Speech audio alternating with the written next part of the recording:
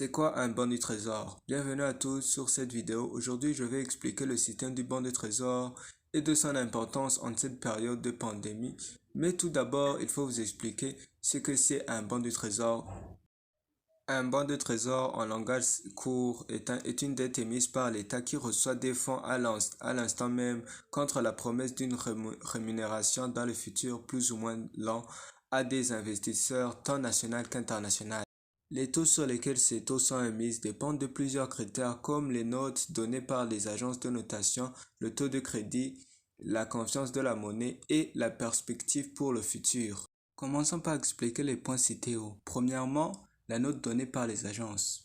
Je vais être sincère, tous les pays n'ont pas le même accès au crédit car les agences de notation dont le rôle est d'évaluer la santé financière d'une entreprise ou d'un pays vont donner des bonnes notes aux bonnes économies qui seront considérées comme safe par les investisseurs, mais qui ne rémunèrent pas une grande somme d'argent, et les mauvaises notes aux pays en voie de développement, qui eux seront plus risqués, mais rémunèrent une grosse somme d'argent.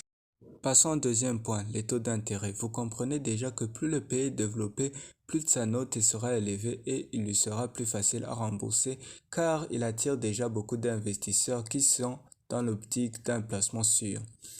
Et plus le pays est pauvre, plus son taux d'intérêt est élevé et plus il lui sera difficile à rembourser, ce qui peut amener certains pays à ne pas émettre de bons de trésor sur le marché international.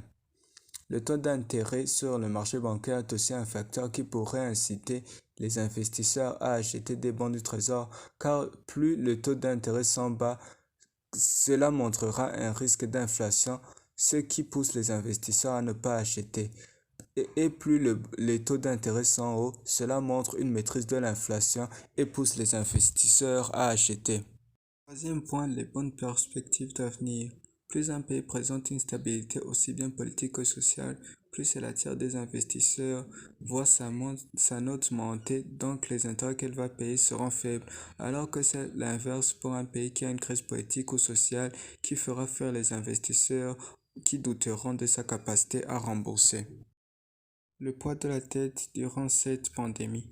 Comme durant cette période, les pays se sont endettés massivement pour subvenir aux besoins de leur population, ce qui a pour conséquence d'aggraver leur déficit public.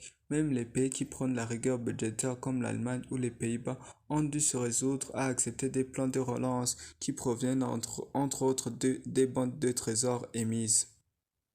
Pour les pays industrialisés dits safe, cela s'est fait à moindre coût car ils ont pu s'endetter à bateau car les investisseurs se sont rouillés vers les bons du trésor de bonne qualité, alors que les pays dits moins safe qui ne bénéficient pas de la confiance des investisseurs se sont vus leur accès plus restreindre et espèrent une aide des organismes internationaux pour se sortir de cette situation.